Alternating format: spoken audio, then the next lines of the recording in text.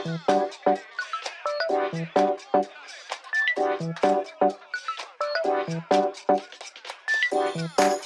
sahabat bahasa dan pembelajar bahasa dimanapun kalian berada, bertemu lagi dengan saya Wawan Yulian dalam channel pembelajaran bahasa Indonesia.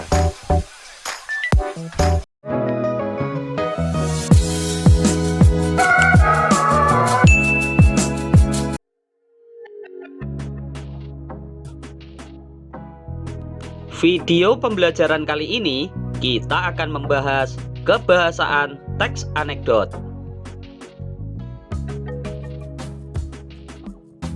Setelah mempelajari materi ini, kalian diharapkan mampu menganalisis kebahasaan teks anekdot.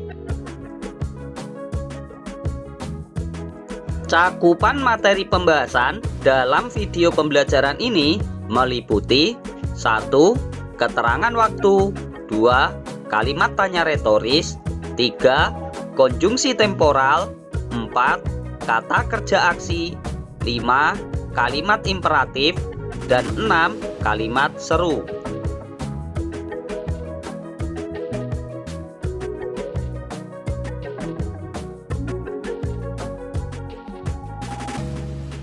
Video pembelajaran sebelumnya kita juga telah mengenal penggunaan kalimat langsung dalam teks anekdot. Kalimat-kalimat langsung tersebut dinyatakan dalam bentuk dialog di antara para tokoh-tokohnya. Selain penggunaan kalimat langsung, secara kebahasaan, language feature teks anekdot memiliki karakteristik sebagai berikut.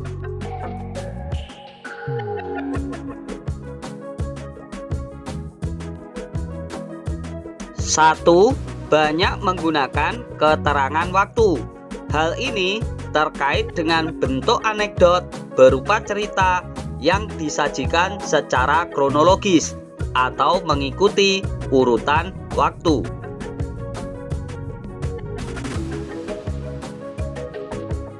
Contohnya, A. Beberapa hari kemudian, petugas dari kepolisian mendatanginya dan menanyakan peristiwa kecelakaan itu. B. Nah, sekarang tinggal kamu, orang Indonesia, sebut saja apa maumu. C. Dua orang itu pada akhirnya bertengkar hebat. Pada contoh kalimat A, keterangan waktu ditunjukkan oleh kata beberapa hari kemudian. Pada kalimat B ditunjukkan dengan penggunaan kata sekarang. Pada kalimat C ditunjukkan dengan penggunaan kata akhirnya.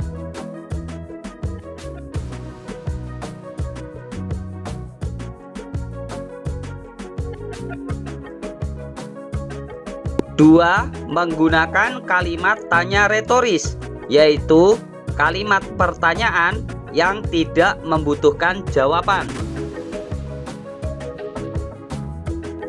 Kalimat tanya retoris digunakan untuk berbagai tujuan, misalnya untuk tujuan menyuruh, menyindir, merayu, mengajak, meminta, ataupun menyanggah.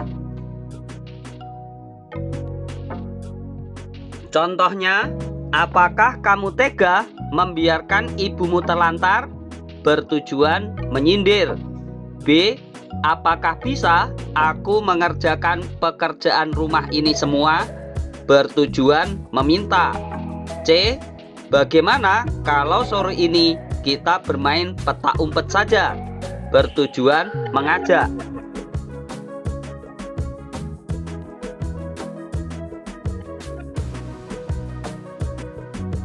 3. Menggunakan kata penghubung yang menyatakan hubungan waktu atau konjungsi temporal seperti kemudian, lalu, akhirnya, selanjutnya, dan sebagainya.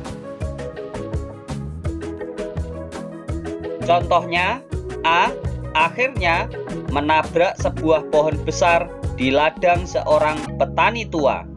Kalimat B. Petani tua kemudian menguburkan politikus-politikus itu di kebunnya. Kata akhirnya pada kalimat A merupakan bentuk penggunaan kata penghubung yang menyatakan hubungan waktu.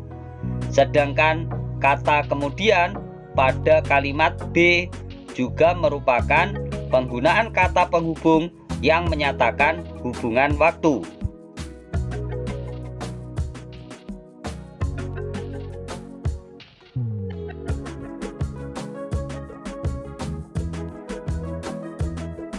Empat, menggunakan kata kerja aksi atau material, yakni kata yang menunjukkan suatu aktivitas. Hal ini terkait dengan tindakan para tokohnya dan alur yang membentuk rangkaian peristiwa ataupun kegiatan, seperti kata menulis, membaca, berjalan, dan sebagainya. Contohnya, kalimat A, petani tua segera memberikan bantuan. Kalimat B, petani tua kemudian menguburkan politikus-politikus itu di kebunnya. Kata memberikan pada kalimat A merupakan bentuk kata kerja aksi, dan kata menguburkan pada kalimat B juga merupakan penggunaan kata kerja aksi.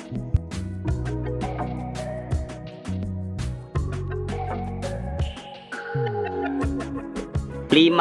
Menggunakan kalimat perintah atau imperative sentences.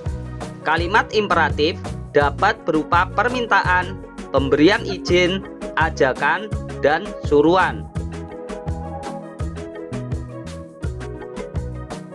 Contohnya, kalimat A, akhirnya hakim berkata, "Pak, tolong jawab pertanyaan jaksa." Bentuk kalimat ini merupakan kalimat imperatif permintaan. Contoh kalimat B, siswa yang sudah berada di depan pintu masuk ruang ujian diizinkan segera memasuki ruang ujian dengan tenang. Kalimat B merupakan bentuk kalimat imperatif pemberian izin.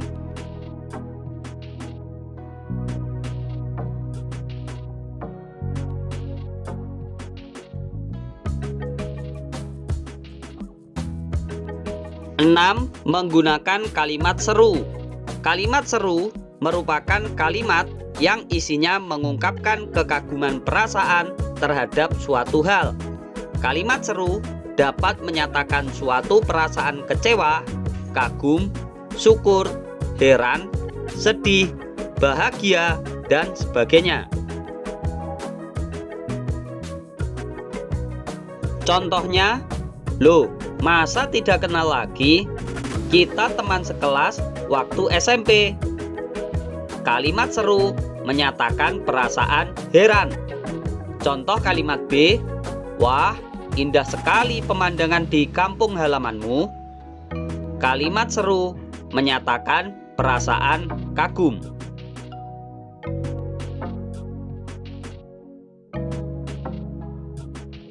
Umpan balik kegiatan belajar. Buatlah analisis karakteristik kebahasaan dalam teks anekdot dengan memerhatikan tabel berikut.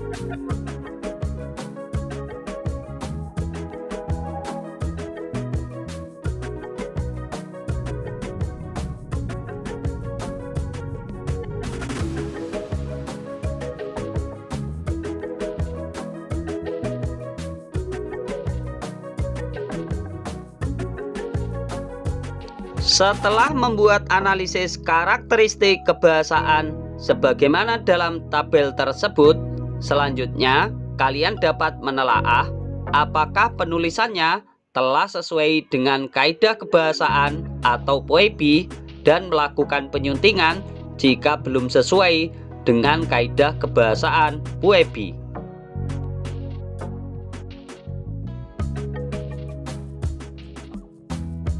Terima kasih telah menyimak video pembelajaran ini. Semoga dapat menambah wawasan dan kemampuan berbahasa kalian.